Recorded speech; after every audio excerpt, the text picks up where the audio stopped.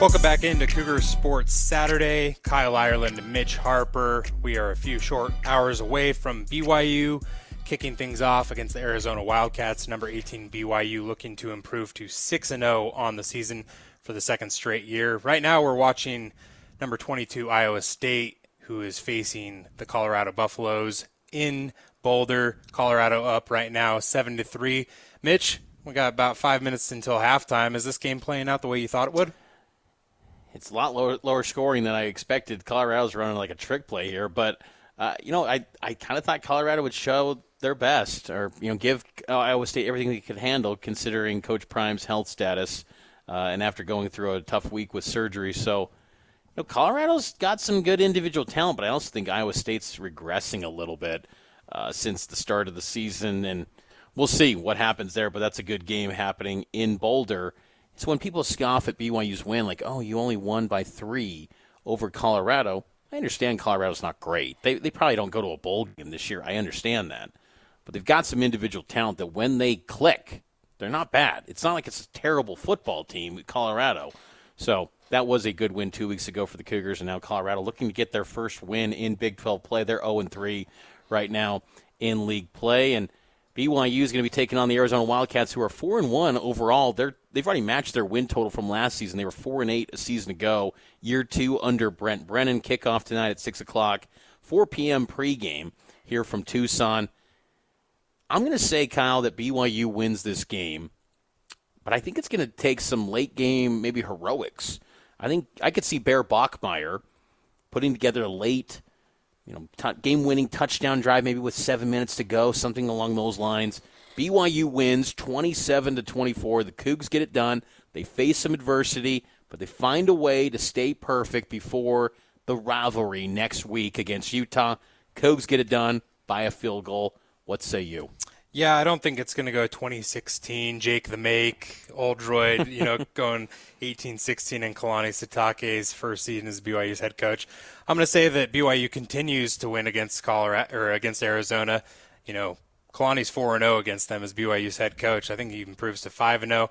BYU can't lose this game if they hope to win or make a shot at appearing in the Big 12 championship game, Mitch, because this stretch gets even harder after this week. And so if BYU wants to find itself in Arlington later on this year, they have to win tonight in Tucson, and I think they will do that. I think that BYU wins this game 34-20. Wow. I'm expecting BYU's running game to be outstanding tonight, Mitch. I really do think BYU is going to lean on the ground attack. Bear Bachmeier is going to have a running game like he did against Colorado. I think LJ Martin's going to have a really, really good game. I think he's going to get back into the 100-yard mark. I think that, I do believe the rain will have such an impact tonight that it's going to limit Arizona's offense. And when Jay Hill faces a one-dimensional team on offense, he's lights out. BYU's defense is lights out against a one-dimensional team because they don't have to attack everything. They only have to attack one side of the ball. And so if the weather plays out like I think it's going to tonight, I think BYU wins by a couple touchdowns. I like that pick. That would be a huge win for the Cougars. Just finding a way to win, period, is huge. Style points don't necessarily matter, but that would be great for BYU to get a 14-point win if they could get that done. BYU averaging 234 yards on the ground, rushing offense this season. Arizona only allowing 97.6, so they have as much success as you think they will on the ground. That'd be kind of beating the, I want to say beating the odds, but going against what the numbers have shown us this point on Arizona. Yeah, I just think the way that, we've talked about it so much this season, Mitch. LJ Martin's really the key. And I really do believe that if he's not the best running back in the Big 12, he's one of the top 2 best running backs in the Big 12. He's an outstanding player, and BYU's been able to lean on him this season. And it's been, the last 2 games, it feels like I don't know if they've really taken LJ out of the game, so to speak.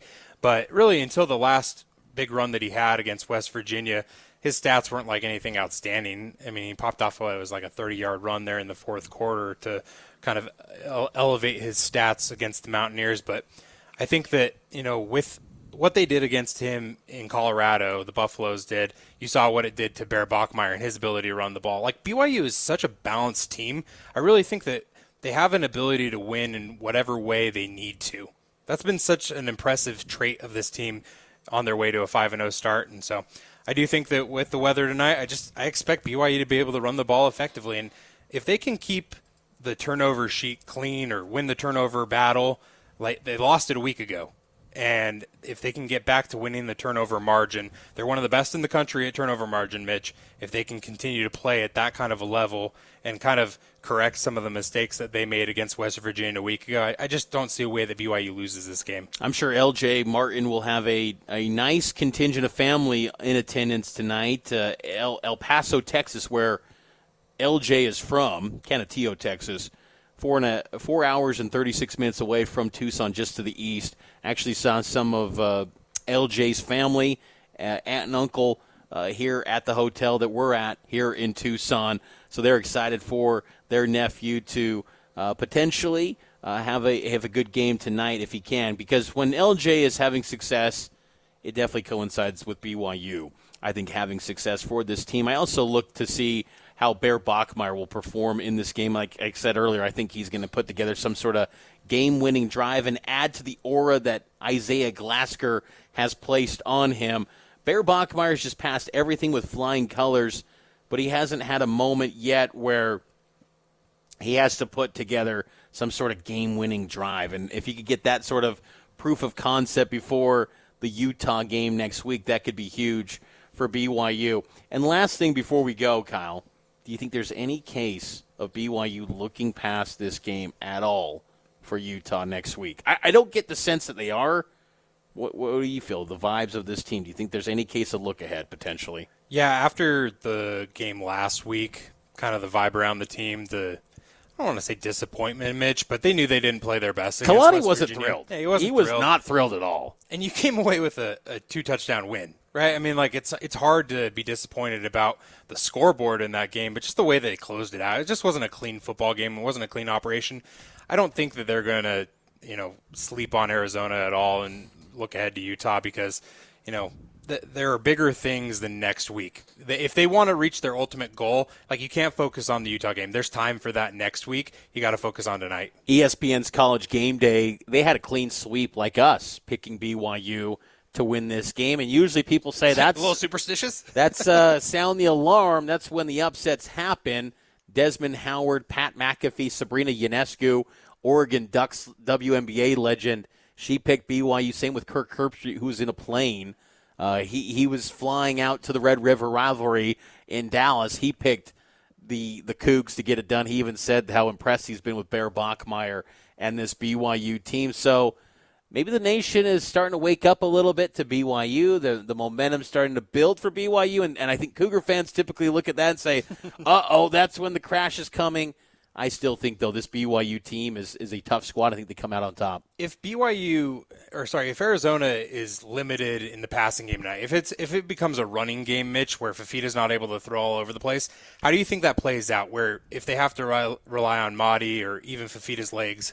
Well, I think that definitely limits Arizona's abilities because ultimately they want to pass the football. Arizona wants to air it out with Noah Fafita. I know he's got an ability to run the ball, but to their core, they want to throw this thing and get those chunk yardage. And I think getting big plays through the air could be a real X factor for both teams in this game. But that's going to do it for this edition of Cougar Sports Saturday on a BYU football game day from Tucson, Arizona. It's BYU and Arizona. Enjoy the call tonight at 4 p.m. with pregame and 6 o'clock the game right here on KSL News Radio. And we'll have full coverage in Tucson on KSLSports.com.